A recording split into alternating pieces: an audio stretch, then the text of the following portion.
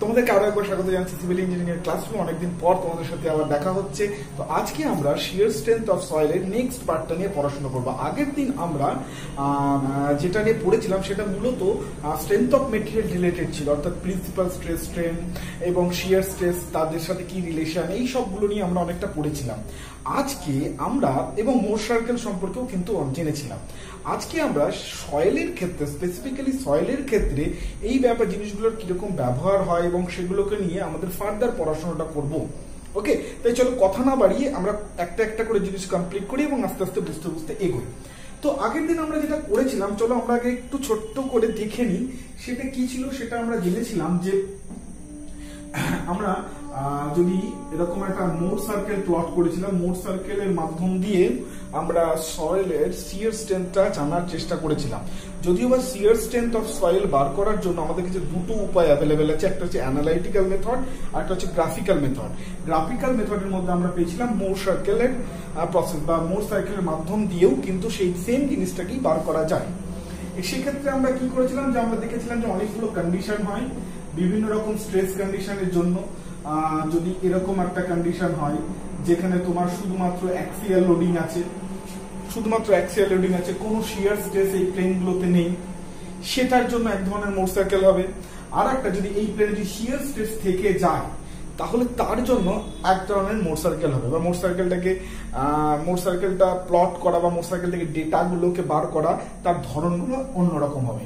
ঠিক আছে, তো আমাদের এখানে যে ধরনের সয়েল কন্ডিশন পাই বা সয়েলের অ্যাকচুয়াল যে কন্ডিশন হয় সেটাতে আমরা এই কন্ডিশনটাকে না বেশি বলতে পারো যে অ্যাকচুয়াল যে সয়েল কন্ডিশনে বা যে লোড আমরা দিই তার সাথে এটা অনেক বেশি মিলে যায়। ঠিক আছে, তো সেই কারণে আমরা এই কন্ডিশনটাকে নিয়ে আমরা সয়েলের যে শিয়ার স্ট্রেংথ যে পড়াশোনা করব, বলতে পারো যে এই কন্ডিশনটাকে নিয়ে পড়াশোনা করব। এবার এখানে একটা জিনিস পড়েছিলাম আগের দিন যে দুটো স্ট্রেসের কথা পড়েছিলাম, দুটো বা টু ডাইমেনশনে আমরা পড়েছিলাম। টু ডাইমেনশনে মানে কি, মানে হচ্ছে ধরো এরকম একটা সয়েলের স্যাম্পল আছে, সেখানে আমি এই ডিরেকশনে লোড দিচ্ছি আর এই ডিরেকশনে লোড দিচ্ছি। অর্থাৎ ব্যাপারটা কি, ব্যাপার যদি ধরো আমার যদি ধরো এক মিনিট, যদি ধরো এটা আমার সয়েল স্যাম্পল হয়, ঠিক, এটা ধরো চার কোণার, গোল না হয় যদি চার কোণার সয়েল স্যাম্পল হয়, তাহলে আমরা ওপর দিয়ে আর নিচ দিয়ে একটা অ্যাক্সিয়াল স্ট্রেস দিচ্ছিলাম এন্ড এই একটা ডিরেকশনে একটা অ্যাক্সিয়াল স্ট্রেস দিচ্ছিলাম। এটা তো হতে পারে যে এই বস্তুটা 3D, ফলে তিনটে ডিরেকশনে আমার অ্যাক্সিয়াল স্ট্রেস আসতে পারে বা তিনটে ডিরেকশনে স্ট্রেসটা আসতে পারে। একটা এই বরাবর আসতে পারে, একটা এই বরাবর আসতে পারে, আর একটা এই বরাবর আসতে পারে। অর্থাৎ এক্স ওয়াই জেড আমরা জানি, এটা সিম্পল ব্যাপার। তাহলে তিনটে ডিরেকশনে যদি স্ট্রেস আসে তাহলে সেক্ষেত্রে আমাদের স্ট্রেসের একটা নতুন করে নামকরণ করতে হয়। কি কি না, প্রথমে যেটাকে আমরা বলি মেজর প্রিন্সিপাল স্ট্রেস, যেটাকে আমি সিগমা 1 বলি, সেটাকে আমরা বলি মেজর। ঠিক আছে, সেটাকে আমরা বলি মেজর প্রিন্সিপাল স্ট্রেস। এটা লেখা আসছে না, মেজর প্রিন্সিপাল স্ট্রেস। ঠিক আছে, আর আরেকটা হয় কি, আমরা যেটা দেখেছিলাম সিগমা 3 কে যদি বলি minor principal stress, minor principal stress. আচ্ছা, মেজর প্রিন্সিপাল স্ট্রেস আর মাইনর প্রিন্সিপাল স্ট্রেস কেন বলছি, এটা কিন্তু স্ট্রেসের মানের উপর দাঁড়িয়ে, যার মান সবচেয়ে বেশি, ধরো এক্স ওয়াই যে তিনটে ডিরেকশনে তিনটে ফোর্স কাজ করছে, যার মান সবচেয়ে বেশি সেটাকে আমরা বলবো মেজর প্রিন্সিপাল স্ট্রেস, যার মান সবচেয়ে কম সেটাকে আমরা বলবো মাইনর প্রিন্সিপাল স্ট্রেস, এন্ড যার মান এই দুটোর মাঝামাঝি সেটাকে আমরা যদি সিগমা 2 বলি তাহলে সেটাকে বলবো ইন্টারমিডিয়েট প্রিন্সিপাল স্ট্রেস। ক্লিয়ার? এবার আমরা যে ধরনের পড়াশোনাগুলো করব সামনে বা সয়েল স্ট্রেংথ অফ মেটেরিয়ালে, যে আমরা ফেলিওর প্লেন বলো বা অন্য যে পড়াশোনাগুলো করব, সেখানে এই ইন্টারমিডিয়েট স্ট্রেংথটা বা ইন্টারমিডিয়েট যে প্রিন্সিপাল স্ট্রেসটা আসছে এটার সাথে কোনো সম্পর্ক নেই। কেন সম্পর্ক নেই? কেন কি আমাদের যে ডেটাগুলো ফাইনালি আসে সেখানে কিন্তু এই টার্মটা আসে না। আমরা যে ম্যাথমেটিক্যাল ডিরাইভেশন গুলো করি কিসের জন্য না, কোন প্লেনে কত শিয়ার স্ট্রেস আসছে, ঠিক আছে, এবং নর্মাল স্ট্রেস কত আসছে, এটা তো আমরা ফাইনালি বার করি, আগের দিন আমরা দেখেছি। তো সেটা বার করতে গিয়ে এই টার্মিনোলজিটার কোনো উল্লেখ আসে না। সেই জন্য এই ইন্টারমিডিয়েট প্রিন্সিপাল স্ট্রেসটাকে আমরা কিন্তু বাদ দিতে পারি। আমাদের দুটো দরকার, যার শুধুমাত্র দরকার পড়ে major principal stress and minor principal stress. ফলে এরপর থেকে আমি যতগুলো ডিরাইভেশন করবো বা যতগুলো জায়গায় লিখবো সিগমা 1 লিখবো এন্ড সিগমা 3 লিখবো। ক্লিয়ার? কেন কি সবচেয়ে বেশিটা এবং সবচেয়ে কম মানের যে প্রিন্সিপাল স্ট্রেস আছে দুটো, সেই দুটোই কিন্তু আমার কাজে লাগবে to find out every relation or every মানে প্যারামিটার। ওকে ওকে ঠিক আছে। তাহলে আগের দিন আমরা যেটা করেছিলাম, যে ধরো এই একটা বডি আছে, এই বডিতে ধরো এটা সাপোজ টু বি সিগমা 1 আর এটা ধরে নাও সিগমা 3। ঠিক আছে, তাহলে আমরা পড়েছিলাম যে যদি এটা যদি মেজর প্রিন্সিপাল হয় তাহলে তার সাথে যদি আলফা যদি কোনো কোণ করে থাকে কোনো একটা প্লেন, তাহলে সেই প্লেনের ওপর কতটা শিয়ার স্ট্রেস আসতে পারে, বা কতটা স্ট্রেস আসতে পারে, শুধু শিয়ার না, কতটা স্ট্রেস আসতে পারে। স্ট্রেস কত ধরনের হবে? দু ধরনের হবে। কেন কি এটা যখন এই প্লেনে পড়বে তখন এটা দুটো কম্পোনেন্ট হবে, একটা হচ্ছে অ্যালং দিস সেকশন আর একটা হচ্ছে নর্মাল টু দিস সেকশন। তাহলে এই সেকশনের নর্মাল যে লোডটা হবে সেটাকে আমরা বলি normal load, resultant normal load, এবং এই সেকশনের অ্যালং দা যে লোড যে স্ট্রেসটা আসবে সেই স্ট্রেসটাকে আমরা বলি শিয়ার। ঠিক আছে, তো সেই দুটো স্ট্রেস আসবে, সেই দুটো স্ট্রেসকে আমরা মোর সার্কেলকে ইউজ করে বার করেছিলাম তার মান, এবং যদি আমরা অ্যানালিটিক্যালিও করি তাহলেও আমরা দুটো মান বার করতে পেরেছিলাম। ওকে, তো সেই মানগুলোর থেকে চলো আমরা কিছু জিনিসপত্র আজকে একটু করব বা একটুখানি এগোবো। তো প্রথমে চলো আমরা দেখে নিই কি ছিল সেই মানগুলো। সেই মানগুলো ছিল আমার ছিল যে নর্মাল যে শিয়ার স্ট্রেসটা, নর্মাল যে স্ট্রেসটা ওই প্লেনের উপর আসছিল, আলফা প্লেনের উপর, অ্যাঙ্গেল করা প্লেনের উপর, সেটা কি ছিল? সিগমা 1 প্লাস সিগমা 2, সিগমা 3 এর ধরো 3 দিয়ে নিচ্ছি, sigma 3 by 2 plus sigma 1 minus sigma 3 by 2 cos 2 alpha. And shear কি ছিল? শিয়ার ছিল হচ্ছে sigma 1 minus sigma 3 by 2 sin 2 alpha. Okay, এই দুটো ছিল রেজাল্টেন্ট। আলফা যদি এই যদি আমার বস্তু হয়, এখানে যদি আমার সিগমা 1 থাকে, এখানে যদি আমার সিগমা 1 থাকে, আর এদিকে যদি আমার সিগমা 3 থাকে, তাহলে আমরা এই যদি আলফা অ্যাঙ্গেল করে যদি থাকে একটা প্লেন, তাহলে এই প্লেনের উপর রেজাল্টেন্ট নরমাল স্ট্রেস আছে এটা, আর এই প্লেনের উপর রেজাল্টেন্ট শিয়ার স্ট্রেস আছে এইটা। এটা আমরা আগের দিন পেয়েছি। এবার কি?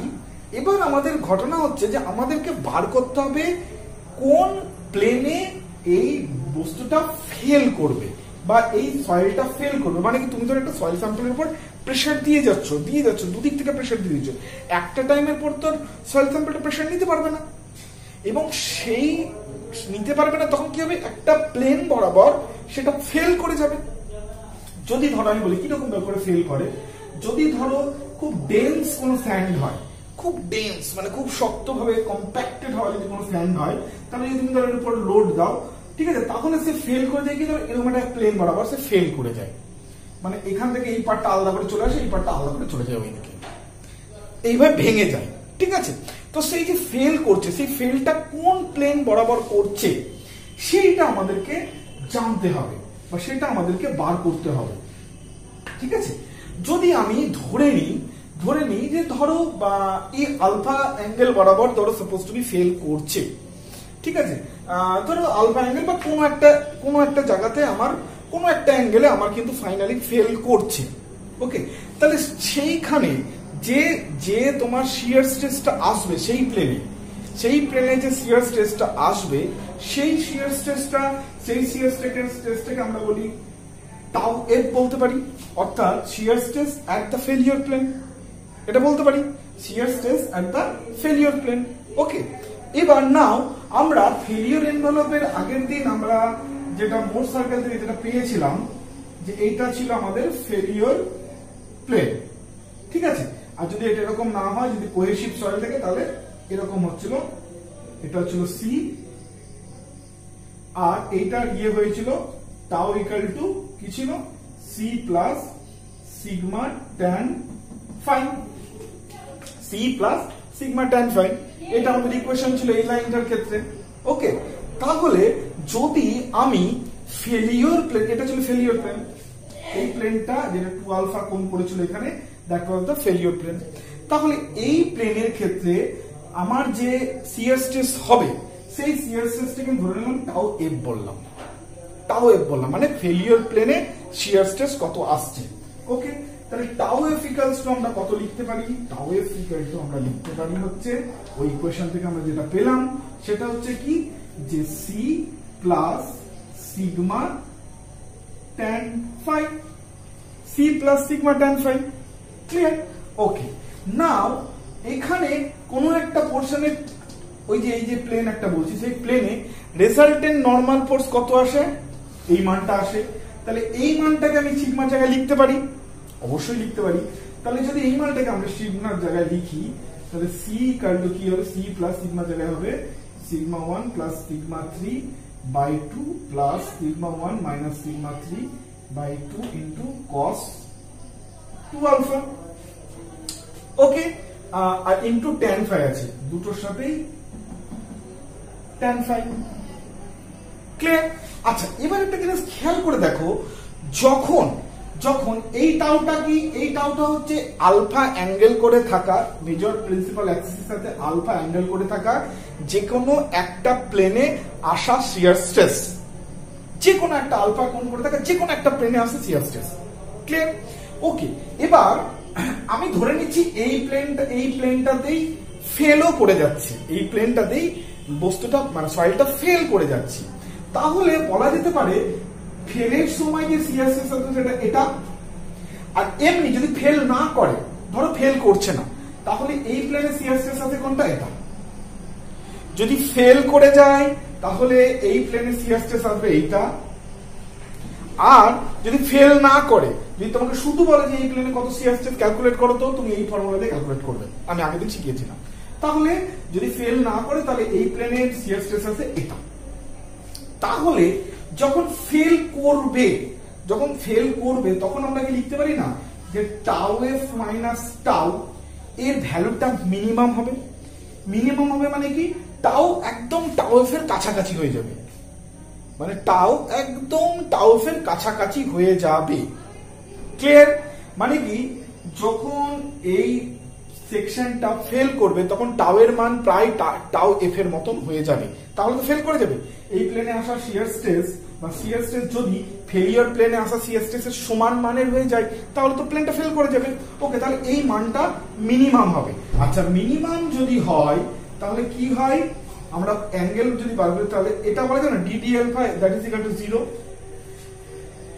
আলফার রেসপেক্টে যদি আমরা ডেরিভেটিভ করি এটার, তাহলে সেটা 0 হবে ফর দ্য মিনিমাম ভ্যালু। আমরা জানি এটা, ঠিক আছে, ম্যাথমেটিক্যাল কনসিডারেশন থেকে, যে কোনো জিনিস যদি মিনিমাম বা ম্যাক্সিমাম ভ্যালু হতে হয় তাহলে তার derivative with the variable things এর সঙ্গে সেটাকে 0 হতে হয় for the minimum and maximum ভ্যালুর জন্য। আমরা সেটাই করলাম। এবার চলো এই জিনিসটাকে আমরা করি। ওকে, তাহলে প্রথমে আমরা টাউ এফ থেকে টাউটাকে বাদ দিয়ে নিই, তারপর সেটাকে আমরা আলফা দিয়ে ডেরিভেটিভ করব। ওকে, তো চলো সেটাই আমরা করি। তাহলে আমরা কি করব, টাউ এফ কি পেয়েছি, এটা টাউ এফ পেয়েছি আমরা হচ্ছে, তাহলে আমরা করব tau F minus tau equals to, tau এর মান পেয়েছি আমরা C plus sigma 1 plus sigma 3 by 2 into tan phi plus sigma 1 minus sigma 3 by 2 cos 2 alpha tan phi, okay. R minus tau যদি করি তাহলে মাইনাস টাউ এর জায়গায় হবে আমার কত, sigma 1 minus sigma 3 by 2 sin 2 alpha, clear? এটা থেকে এটা আমরা বাদ দিলাম। এবার আমি কি বললাম, এটা আলফার রেসপেক্টে যদি আমি ডেরিভেটিভ করি এই ইকুয়েশনটার, তাহলে that should be equals to 0, তো চলো আমরা এটাকে আলফার রেসপেক্টে ডেরিভেটিভ করে দিই। তাহলে কি পাবো দেখো, সি কনস্ট্যান্ট 0, এইটার মধ্যে আলফার ভ্যালু নেই, তাহলে এটাও কনস্ট্যান্ট, এটাও 0। নাও এইটার মধ্যে আমার আলফার ভ্যালু আছে, তো এবার cos 2 আলফা আমাদের এখানে ভ্যারিয়েবল, তাহলে cos 2 আলফার ডেরিভেটিভ কি হবে, ডেরিভেটিভ হবে 2 বাইরে বেরিয়ে আসবে, যে sin 2 আলফা হয়ে যাবে এবং নেগেটিভ একটা সাইন আসবে, তাই তো? তাহলে নেগেটিভ 2 sin 2 আলফা, আর এখানে অলরেডি আছে কত, by 2 sigma 1 minus sigma 3 into tan 5। Clear? আর একটা আমার টার্মিনোলজি আছে এইটা, এই টার্মিনোলজিটা কি, এটা যদি আমরা ডেরিভেটিভ করি তাহলে sin এর আর কি হয় 2 cos 2 আলফা হয়ে যাবে। 2 cos 2 আলফা মানে 2 এটাও কেটে যাবে, চলো আমরা এখানে কেটেই দিই, এটাও তাই 2 কেটে যাবে, তাহলে হয়ে যাবে হচ্ছে আমার sigma 1 minus sigma 3 into cos 2 alpha. Clear? and that is equal to 0, that is equal to 0 কেন কি, derivative should be 0 for the minimum and the maximum ভ্যালুর জন্য ডেরিভেটিভ সবসময় শূন্য হয়। তাহলে আমি যদি এটাকে এই পাশে নিয়ে আসি, এটাকে যদি এই পাশে নিয়ে আসি তাহলে এটা এই পাশে থাকবে। ওকে, চলো আমরা তাহলে সেটাই করি। এটাকে যদি এই পাশে নিয়ে আসি তাহলে হয়ে গেল, আর তাহলে যদি এটাকে এই পাশে নিয়ে আসি তাহলে হচ্ছে sigma 1 minus sigma 3 into cos 2 alpha is equal to minus sin 2 alpha sigma 1 টাকে আগে লিখি, নয়তো গন্ডগোল হয়ে যাবে। Sigma 1 minus sigma 3 sin 2 alpha into tan 5 into tan 5। Clear? এবার দেখো দুদিক থেকে আমি সিগমা 1/3 সিগমা 1/-3 এটা কেটে দিতে পারি। ওকে, দুদিক থেকে আমরা এটা কেটে দিতে পারি, সিগমা 1/3 মানে সিগমা 1/3 দুটোকে কেটে দিলাম। ওকে, নাও আমার এখানে কি থাকলো, যদি আমি এটাকে এপাশে নিয়ে চলে আসি তাহলে বলতে পারবো যে cot 2 alpha equals to minus tan 5। আচ্ছা, tan 5 কে মাইনাস tan 5 কে আমরা লিখতে পারি cot 90 ডিগ্রি প্লাস 5। ক্লিয়ার? তাহলে cot যদি আমরা দুদিক থেকে সরিয়ে দিই তাহলে আমরা এখান থেকে বলতে পারবো 2 alpha equal to 90 degree plus 5, so alpha will be equal to 45 degree plus 5/2। তাহলে আমরা ফাইনালি কি পেলাম?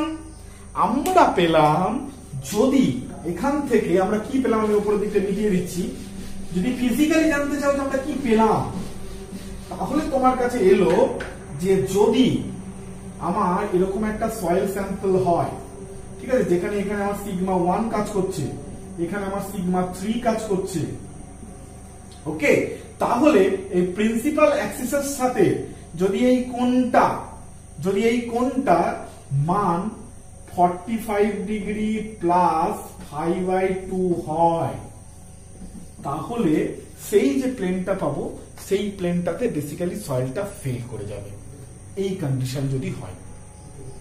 বুঝতে পেরেছো?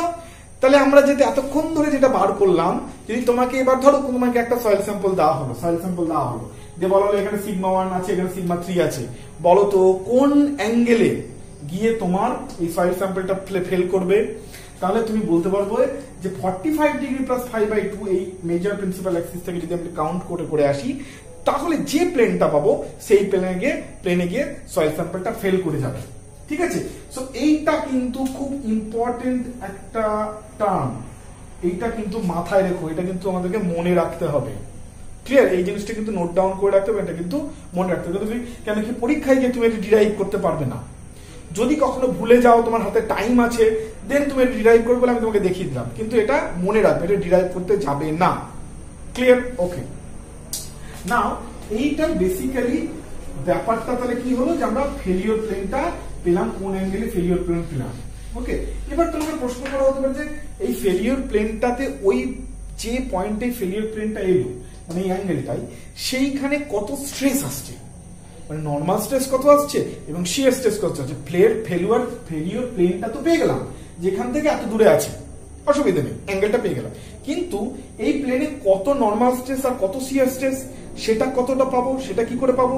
তো সেটাকে আমরা ওই আবার অ্যানালাইটিক্যালিও বার করতে পারি, গ্রাফিক্যালিও বার করতে পারি। চলো মোর সার্কেল দিয়ে তোমাদেরকে আমি বের করে দেখাই। মোর সার্কেল দিয়ে বার করতে গেলে কি আমরা এই স্ট্রেস কন্ডিশনের জন্য কি করেছিলাম, এরকম একটা মোর সার্কেল ড্র করেছিলাম, এটা ছিল সিগমা 3, এটা ছিল সিগমা 1। ক্লিয়ার?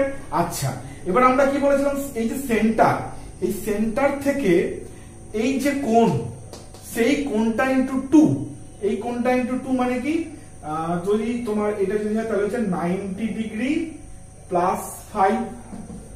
তাই তো?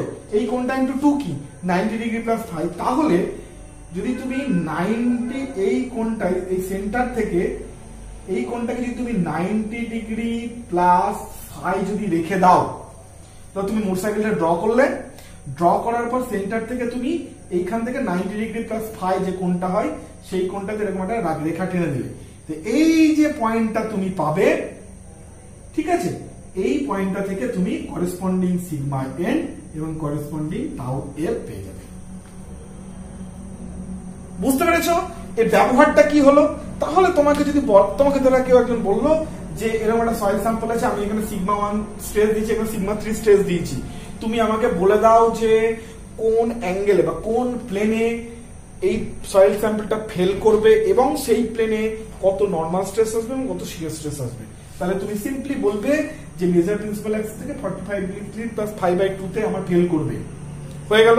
তাহলে সেটা তুমি প্লেন পেয়ে গেলে। তাহলে এই প্লেনে স্ট্রেস কত আসবে, মোটরসাইকেল ড্র করবে, মোটরসাইকেল থেকে এটা ইনটু 2 আলফা, কেন জানি এই কারণটা আমরা 2 আলফা হয়, তাহলে 2 আলফা করে নেবো, যে পয়েন্টটা পাবো সেই পয়েন্টের করেসপন্ডিং হচ্ছে টাউ এফ, করেসপন্ডিং হচ্ছে সিগমা এন। সিম্পল। ওকে, তাহলে এখন পর্যন্ত আমরা যেটা জানলাম যে কোনো একটা সয়েল স্যাম্পলের ওপর যে রকম স্ট্রেস কন্ডিশন হচ্ছে, মূলত আমরা এই স্ট্রেস কন্ডিশনটাকেই দেখবো আমাদের সয়েলে পড়াশোনার জন্য। এই দুটো বা তিনটে প্লেনে যদি প্রিন্সিপাল স্ট্রেস যদি কাজ করে, তাহলে সেই প্রিন্সিপাল স্ট্রেসের জন্য কোন অ্যাঙ্গেলে সেই সয়েল স্যাম্পলটা ফেল করবে অ্যান্ড সেই ফেলিওর প্লেনে আমার কত স্ট্রেস আসবে, সেটা shear stress as well as normal stress, সেটা আমরা বার করতে শিখে গেলাম কি না, ইউজিং দিস মোর সার্কেল। ওকে, ঠিক আছে। এবার একটা প্রশ্ন হতে পারে যে এই যে ফেলিওর প্লেনটা যেটা পেলাম, যেটা আমি অ্যানালাইটিক্যালি বার করলাম, ঠিক আছে, যে ডিডি আলফা করে, ডিডি আলফা টিএফ মানে টাউ এফ মাইনাস টাউ করে যে ডিরাইভেশন করে পেলাম, তো সেটা কি মোর সার্কেল থেকে আমরা বার করতে পারি না? কোয়েশ্চেন আসতেই পারে। ইয়েস, আমরা পারি। পারি কিভাবে? এইটা তোমরা একটু, তোমাদেরকে আমি ছোট্ট একটু হোমওয়ার্ক দিলাম, তোমরা চেষ্টা করো যে কিভাবে আমরা এটা বার করতে পারি। না হলে বইয়ের সাহায্য নাও, তাহলে বইটাও একটু খোলা হয়ে যাবে। ওকে, যদি একদমই না বুঝতে পারো তাহলে আমি তখন আমাকে কমেন্ট সেকশনে জানিও, দেন আমি তোমাকে নেক্সট ক্লাসে এটা বলে দেবো যে কিভাবে মোর সার্কেল থেকেও ওই 45 ডিগ্রি প্লাস 5/2 যেটা আমি বার করলাম ফেলিওর প্লেনে, সেটা কিভাবে পাবো। ওকে, খুব সিম্পল। তোমরা নিজেরা বাড়িতে একটু পড়ে সেটাকে ফাইন্ড আউট করবার চেষ্টা করবে, ঠিক আছে। আচ্ছা, তাহলে আমরা এখন পর্যন্ত কতগুলো রিলেশনশিপ জানলাম? এখন পর্যন্ত কতগুলো রিলেশনশিপ আমাকে মনে রাখতে হবে? তার মধ্যে মূল যেটা মনে রাখতে হবে হচ্ছে আমার শুধু সয়েল মেকানিক্স এর জন্য, সেটা হচ্ছে সিগমা 1 এবং সিগমা 2 যদি দুটো প্রিন্সিপাল স্ট্রেস হয়, তাহলে সেই জন্য যে কোনো একটা প্লেনে, আলফা প্লেনে কত শিয়ার স্ট্রেস আসবে এবং কত নরমাল স্ট্রেস আসবে। তাহলে ফেলিওর প্লেন কোন প্লেনে হবে, ফেলিওর প্লেনে কি শিয়ার কি নরমাল, এই কটা জিনিস আমরা জানলাম। ওকে, আর একটা জিনিস জানবো, এই যে সিগমা 1 এবং সিগমা 3 বলছি, এই দুটোর মধ্যে কি কোনো রিলেশন আছে? ইয়েস, রিলেশনটা কি সেটা সম্পর্কে আমাদেরকে একটু জানতে হবে। সেটা ডিরাইভেশনটা আমি করছি না, তোমরা জাস্ট মনে রাখবে। এটা কিন্তু সেটা হচ্ছে সিগমা 1 ইকুয়াল টু হচ্ছে sigma 3 tan square alpha plus 2c tan alpha. Clear? এইটা হচ্ছে সিগমা 1 এবং সিগমা 3 এর মধ্যে একটা রিলেশন। ক্লিয়ার? আলফা কি সেটা জানো, প্রিন্সিপাল অ্যাক্সিসের সাথে যে কোনো একটা আলফা কোণ করা প্লেন, সেটি হচ্ছে আলফা, ঠিক আছে। So this is the equation যেটা সিগমা 1 এবং সিগমা 3 এর সাথে রিলেশন বলে দেয়। ওকে, এই কটা জিনিস যদি তোমার মনে থেকে যায়, তাহলে এখান থেকে আর কোনো নিউমেরিক্যাল বেসড প্রবলেম সলভ করতে তোমার আর কোনো অসুবিধা হবে না। এই কটাই ফর্মুলা এনাফ, ঠিক আছে। আনকনফাইন্ড কম্প্রেসিভ স্ট্রেস যখন পড়ো, সেখানে জাস্ট একটা জিনিস আছে, সেটা তখন আমরা ডিসকাস করব। ওকে, আচ্ছা, এবার চলে আসি আমাদের ফেলিওর নিয়ে। আর দুই একটা পয়েন্ট আমরা একটু জানব। ফেলিওর প্লেন কত হয় সেটা তো পেয়ে গেলাম, কিন্তু ফেলিওরের এই যে প্লেনটা যে আমরা বার করছি, সেই ফেলিওর প্লেনের কনসেপ্টটা আমাদেরকে প্রথম কে দিয়েছিল, বা ফেলিওর প্লেন কেমন হয় সয়েলের ক্ষেত্রে, এই ব্যাপার নিয়ে দু একটা কথা আমাদেরকে জানতে হবে। দেখো, ফেলিওর প্লেনের সম্পর্কে সবচেয়ে প্রথম যে আইডিয়াটা যিনি দিয়েছিলেন সেটা হচ্ছে কিন্তু কুলম্ব। তারপর কুলম্বের পর সেই থিওরিটাকে একটুখানি মডিফাই করেছিলেন মোর, ঠিক আছে। বাট মূলত কিন্তু আমরা কুলম্বকেই বলি এবং আমরা একসাথে মোর কুলম্বস থিওরি বলে পড়ি। তো মোর কুলম্বস থিওরিতে কি বলেছিল, মোট ক্লজ থিওরিতে বলা হয়েছিল যে আমাদের যে শিয়ার স্ট্রেস কোন একটা প্লেনের সেটা হচ্ছে function of normal stress. Shear stress is a function of normal stress. যদি বা পরে এই নর্মাল স্ট্রেসের ফাংশন না, নর্মাল স্ট্রেসটাকে আমরা ইফেক্টিভ স্ট্রেসে ট্রান্সফার করে নিয়েছিলাম। কেন করেছিলাম আমি আগের দিনই বলেছি পড়াতে গিয়ে, যে বা অন্য আমি ক্লাসেও বলেছি যে ইফেক্টিভ স্ট্রেস হচ্ছে most reliable parameter of soil. Normal stress is not reliable parameter, কারণ নর্মাল স্ট্রেসের মধ্যে আমার পোর ওয়াটার প্রেশারও ঢুকে থাকে, ঠিক আছে, পোর ওয়াটার প্রেশারও কিন্তু ঢুকে থাকে। এবার কি যদি কোনোভাবে ড্রেনেজ কন্ডিশন পেয়ে যায় তাহলে কিন্তু পোর ওয়াটার প্রেশার বেরিয়ে যেতে পারে। ইন দ্যাট কেস আমাদের ক্যালকুলেশন যদি এইভাবে করে শুধু নর্মাল স্ট্রেসের উপর ভরসা রেখে ক্যালকুলেশন করি আর পোর ওয়াটার প্রেশারকে যদি কনসিডার না করি তাহলে সেক্ষেত্রে কিন্তু আমাদের প্রেডিকশন ভুল হয়ে যেতে পারে। সো আমাদেরকে এটা better to say that this is a function of effective stress. তাহলে কি হবে, এবং এই যে যতগুলো ফর্মুলা পড়লাম সেই সমস্ত ফর্মুলাগুলোকে সিগমাগুলোকে তুমি সিগমা ড্যাশ দিয়ে ট্রান্সফার করে দাও, ঠিক আছে, সিগমা ড্যাশ দিয়ে ট্রান্সফার করে দাও। তো মোর কুলম্ব এইখান থেকে কি বলেছিল, এখান থেকে ফাইনালি যেটা এসেছিল সেটা হচ্ছে tau equal to C plus sigma tan phi. অর্থাৎ shear stress is a function of cohesion and sigma tan phi. ফাইটা কি, ফাই হচ্ছে অ্যাঙ্গেল অফ ইন্টারনাল ফ্রিকশন, ঠিক আছে, মানে অ্যাঙ্গেল অফ ইন্টারনাল ফ্রিকশন কি জিনিস বলতো, ধরো এই একটা বস্তু আছে, তো বস্তুটাকে যখন আমি এদিকে টানবো, যখন ধরো একটা ফোর্স দিয়ে আমি পি ফোর্স দিয়ে এটাকে টানবো, তাহলে এর মধ্যে কি একটা ফ্রিকশন ফোর্স তৈরি হবে, ফ্রিকশন ফোর্সের ডিরেকশন হবে F, and that F equals to কি হয় মিউ ইনটু আর, ঠিক আছে, আরটা কি, এই যে উল্টো দিকে যে রেজাল্টেন্টটা দেবে এর ওয়েটের জন্য সেটাই আর। তাহলে এ এবং আর এর জন্য একটা রেজাল্টেন্ট ফোর্স আসবে, সেই রেজাল্টেন্ট ফোর্সের সঙ্গে আর এর যে কোণ সেটাই হচ্ছে internal angle of internal friction, ঠিক আছে, angle of internal friction that is হচ্ছে ফাই, ঠিক আছে, ওকে। তো it is a function of C plus sigma tan phi, এবং সেটাকে যদি আমরা গ্রাফিক্যালি প্লট করি, ঠিক আছে, তাহলে এদিকে যদি আমি টাউ দিই আর এদিকে যদি আমি সিগমা দিই তাহলে যে এইটার যে ইকুয়েশনটা পাবো সেটা হচ্ছে এরকম, এটার যে ইকুয়েশনটা পাবো এটা হচ্ছে এরকম। এই যে ইকুয়েশনটা এটাকে বলা হয় হচ্ছে ফেলিওর এনভেলপ। কি বলা হয়, ফেলিওর এনভেলপ। ফেলিওর এনভেলপ কেন বলা হয়, এনভেলপ মানে কি, এনভেলপ মানে হচ্ছে পরে খাম, তাই তো, তার মানে সমস্ত কিছুকে আমরা ধরো কোনো একটা ডকুমেন্টস কোথাও পাঠাচ্ছি, তাহলে আমরা কি একটা খামের মধ্যে ভরে দিই, তাহলে আমরা বলি যে ওই ডকুমেন্টস গুলোর জন্য ওটা হচ্ছে এনভেলপ। তো কোন সয়েলের যদি আমরা ফেলিওর গুলোকে যদি আমি একটা এনভেলপের মধ্যে ঢাকতে চাই, বা একটা লাইন বা একটা যার নিচে সবগুলো ফেলিওর বা যে জায়গাতে সবগুলো ফেল করে যায় সেটাকে আমরা বলতে পারি ফেলিওর এনভেলপ।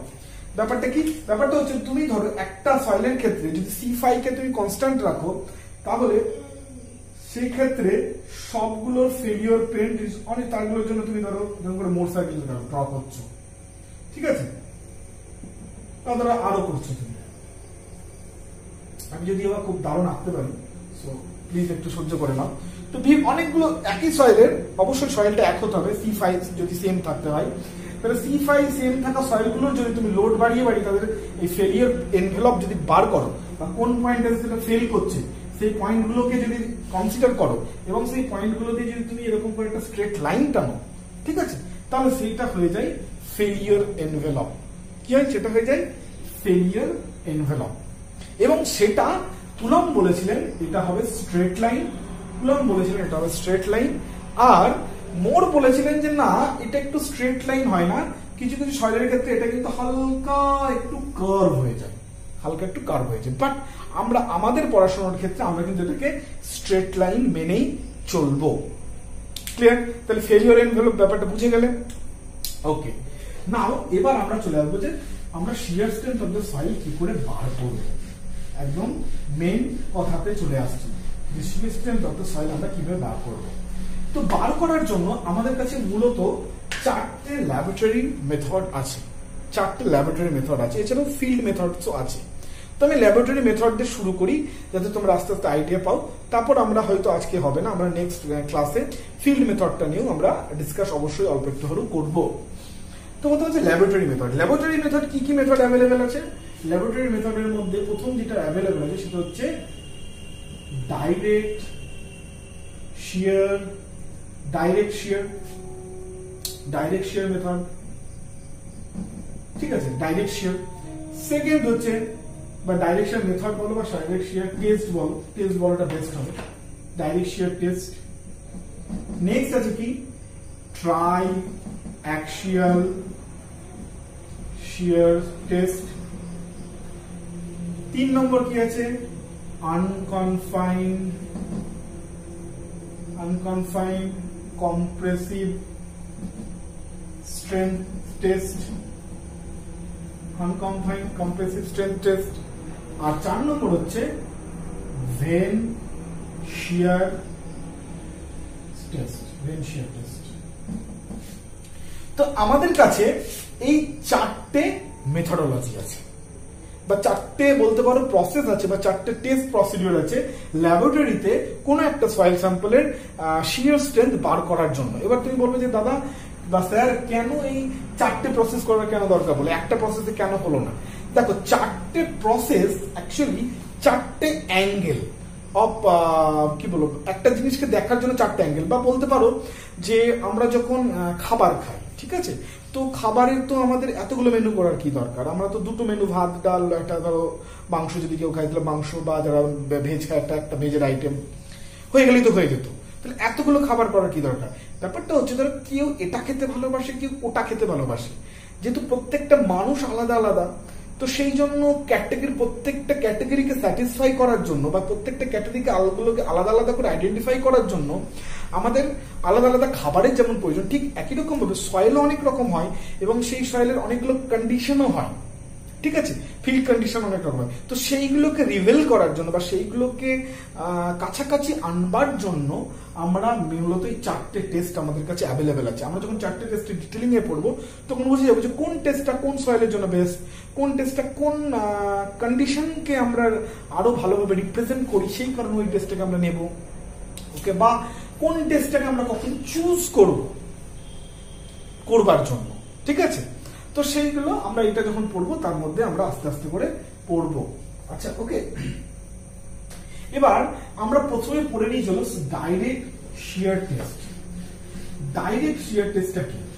ওকে, তো ডাইরেক্ট শিয়ার টেস্ট হচ্ছে নাম শুনে তোমরা বুঝতে পারছো এখানে যে শিয়ারটা আমরা দেব, ঠিক আছে, বা যেখানে আমরা যে টেস্টটা করবো সেখানে যে লোডটা অ্যাপ্লাই হবে that is a direct applied load. Okay, এই টেস্টার অনেকগুলো নাম হয়, সেই নামগুলো কেন হয় আমি এটা বলি, তারপর তোমরা আস্তে আস্তে বুঝে যাবে কেন কি এই নাম কেন হয় বা নামগুলো, এইগুলো জায়গা থেকে কিন্তু এখানে প্রশ্ন হয়, ঠিক আছে।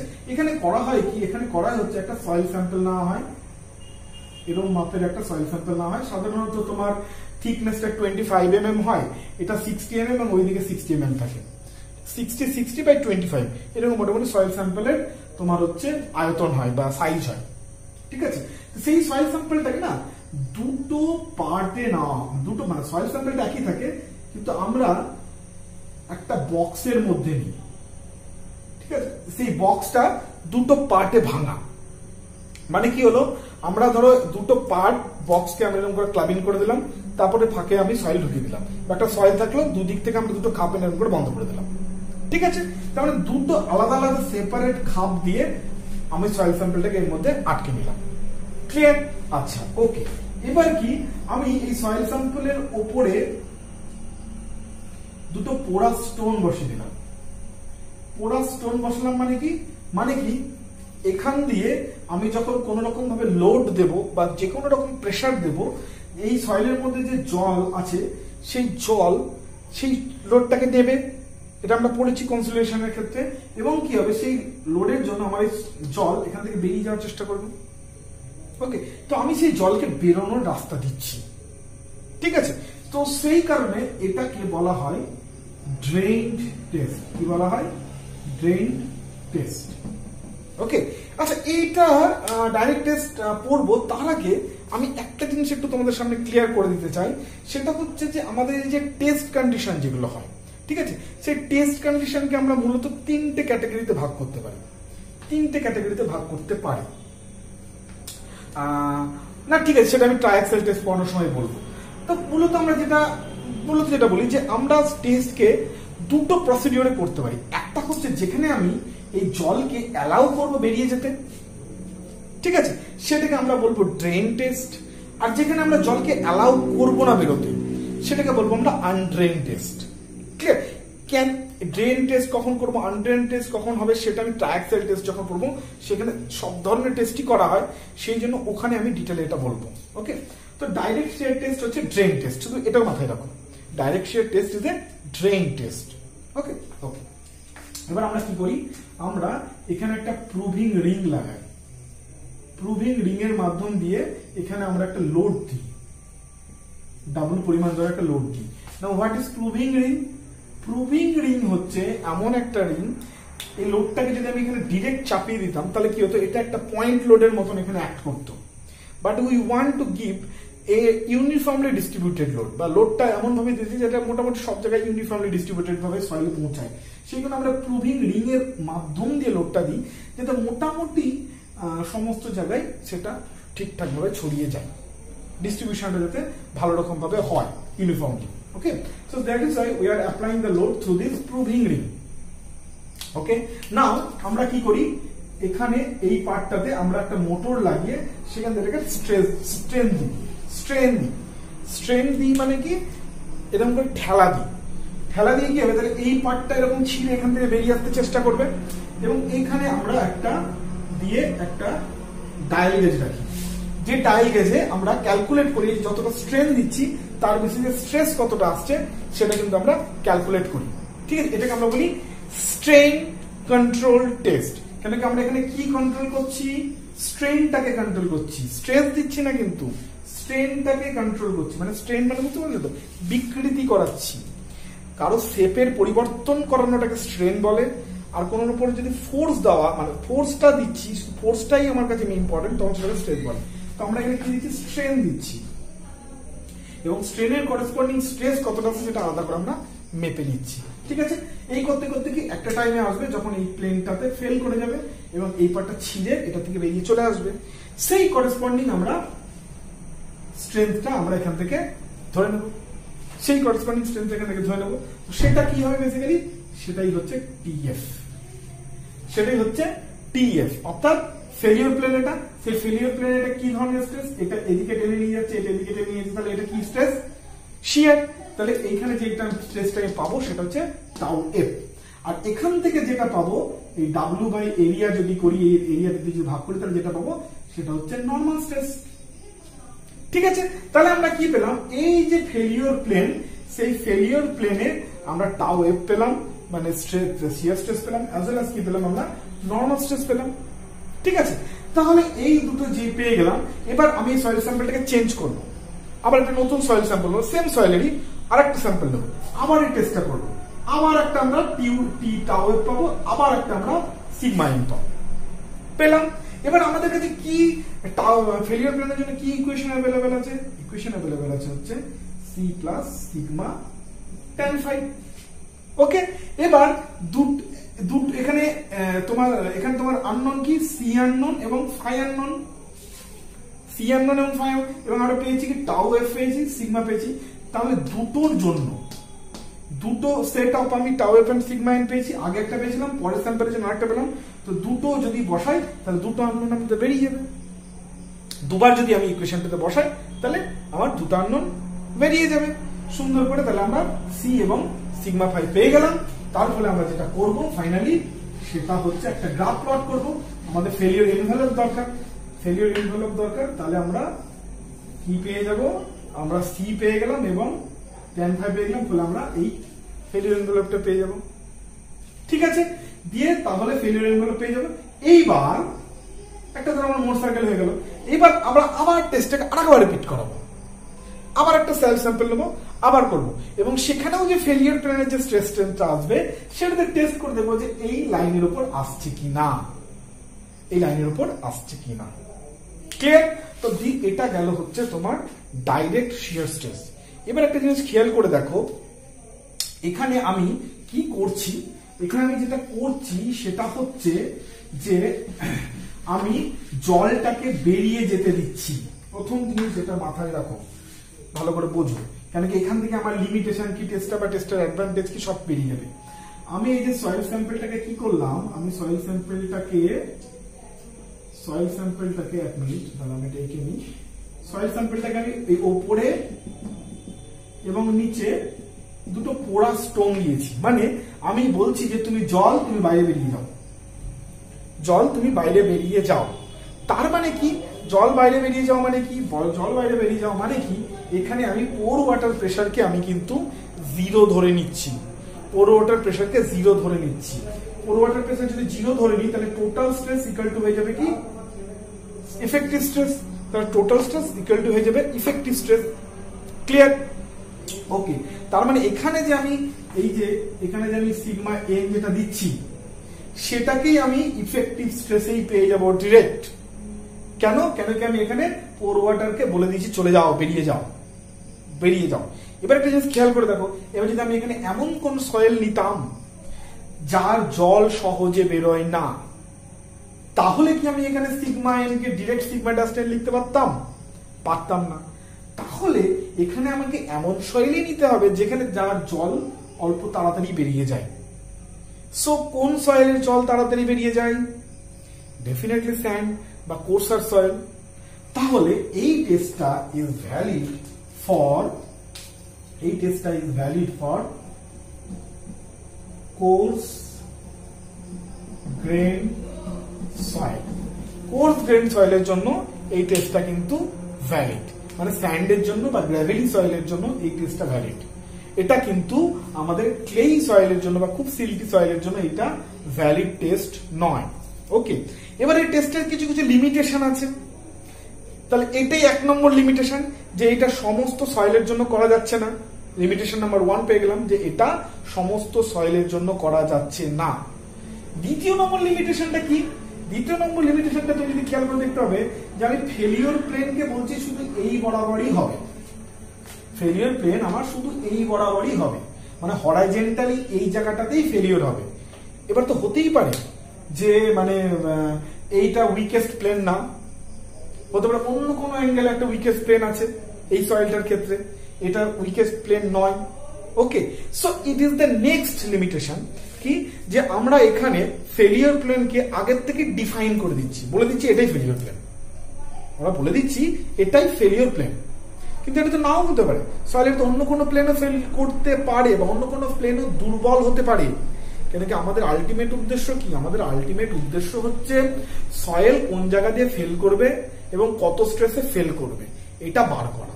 তো সেটা করতে গিয়ে আমাদের হতে পারে যে এই প্লেনে ফেল না করতে পারে, অন্য কোনো প্লেনে ফেল করতে পারে। সো দিস ইজ নট কি বলবো অ্যাকিউরেট প্রসেস। ঠিক আছে, this is not the accurate process, কেন কি এখানে আমরা প্লেনটাকে ডিফাইন করে দিচ্ছি। ওকে, এটাকে জিনিসটাকে যদি একটু প্র্যাকটিক্যালি ভাবার চেষ্টা করো, ওই যে বললাম ধরো একটা লোড 100 কেজি লোড আসছে, তুমি আছো এবং তোমার ভাই আছে। এবার ঘটনা যে ধরো তোমার ভাই তাড়াতাড়ি উইক হয়ে যায়, ঠিক আছে, বা বলতে পারো যে 100 কেজির জায়গায় যদি একটু তুমি 20 কেজি লোড বাড়িয়ে দাও, তাহলে তোমার ভাই কিন্তু কি বলবো বসে পড়বে। ঠিক আছে, ঠিক আছে। এবার তুমি বলছো না, তোমার ভাইকে বসাবো না, তোমাকেই বসাবো। যতক্ষণ তুমি বসবে ততক্ষণ তোমাকে লোড দিয়ে যাবো এবং তোমাকেই বসাবো। ঠিক আছে, ভাই পালিয়ে যাক, কিন্তু আমার উপর 100 কেজি, ধরো আমি 200 কেজি লোড নিতে পারি, তাহলে 100 কেজি চাপালে, 120 কেজি চাপালে, 150 কেজি চাপালে, 200 কেজি থেকে দেখলে যে আমি বসছি। কিন্তু অ্যাকচুয়াল ক্ষেত্রে কি হতো, যখন তুমি আমার এবং আমার ভাইয়ের স্ট্রেংথ নির্ণয় করতে চলেছো, তাহলে ফেল তো 120 এলেই হয়ে যেত। ভাই তো 120 নিতেই পারে না, তাহলে ভাই তো 120 ফেল করে যেত। তাহলে বলতে পারো আমরা এক যুগল ভাবে 120 ফেল করে গেছি। কিন্তু কি হচ্ছে না, তুমি আমার ভাইকে দেখছো না, শুধুমাত্র আমার স্ট্রেংথটাকে নিয়ে কথা বলছো। ওকে, দ্যাট মিনস কি এইখানেও ক্ষেত্রে সেম কথা হচ্ছে, যে এখানে বলছি যে আমি এই বরাবরই ফেল করাবো। হতেই তো পারে যে এই সয়েলটার ক্ষেত্রে এইখানে যা মেটেরিয়াল যেরকম আছে সয়েলের কন্ডিশন, এই প্লেনে খুব দুর্বল প্লেন, হয়তো এটা ফেল করছে ধরো suppose to be 30 kilonewton per metre স্কয়ারে, হয়তো এটা 20 কিলোনিউটন পার মিটার স্কয়ারে ফেল করে যেত এই প্লেনটা। সো আমরা আগে থেকে বলে দিচ্ছি যে এই প্লেনই ফেল করবে, যেটা ঠিক না, অ্যাকচুয়াল কন্ডিশনের সাথে ঠিক নাও হতে পারে। ক্লিয়ার? ওকে, সেকেন্ড থিং হচ্ছে কি, আমরা এখানে পোর মানে জল ধরে নিচ্ছি যে সমস্ত জল বেরিয়ে গেছে, ধরে নিচ্ছি, ঠিক আছে। 3 নম্বর লিমিটেশন কি, যে আমরা ধরে নিচ্ছি যে সমস্ত জল বেরিয়ে যাচ্ছে। এবার এরকম তো নাও হতে পারে যে পোর ওয়াটার প্রেসার 0 তো নাও হতে পারে, হতেই পারে যে সমস্ত জল বেরোচ্ছে না, কিছু জল থেকে গেছে, তো তুমি তো ফাইন্ড আউট করতে পারছো না এর মধ্যে সমস্ত জল বেরিয়ে গেছে। সো এটাও একটা লিমিটেশন হয়ে যায় যে আমরা এখানে পোর ওয়াটার প্রেসার, প্রথম কথা জল সমস্ত বেরিয়েছে সেটা আইডেন্টিফাই করাটা একটু টাফ। সেকেন্ড থিং হচ্ছে আমরা পোর ওয়াটার প্রেসারটা মেজারও করতে পারছি না, কেন কি আমরা জলকে অ্যালাউ করে দিচ্ছি বেরিয়ে যেতে। ফলে পোর ওয়াটার প্রেসার যদি মেজার করতে পারতাম তাহলেও আমরা আরেকবার ক্রস চেক করে এফেক্টিভ স্ট্রেস বার করতে পারতাম, কিন্তু পোর ওয়াটার প্রেসারকে আমরা মেজার করতে পারছি না। তো this are the main limitation. তোমাকে এখান থেকে কি ধরনের প্রশ্ন হতে পারে? প্রশ্ন হতে পারে যে ডাইরেক্ট শিয়ার স্ট্রেস কোন ধরনের সয়েলের জন্য করা হয়, তুমি বলো স্যান্ডি সয়েলের জন্য বা কোর্স গ্রেন সয়েলের জন্য করা হয়। ডাইরেক্ট শিয়ার স্ট্রেসের লিমিটেশন গুলো কি কি, তার মধ্যে একটা পয়েন্ট যেমন এটা তোমার হচ্ছে কি বলে এটাকে ফেলিওর প্লেনটা প্রিডিটারমাইন্ড, পোর ওয়াটার প্রেসার মাপা যায় না, ঠিক আছে, এগুলো হচ্ছে তোমার লিমিটেশন। অ্যান্ড আরেকটা জিনিস হচ্ছে কি যে কি বলে আরেকটা জিনিস যেটা হচ্ছে যে তোমার এই টেস্টটা শুধুমাত্র পার্টিকুলার একটা টাইপ অফ সয়েলের জন্যই ভালো করা যায়, সমস্ত সয়েলের জন্য কিন্তু এটা করা যায় না।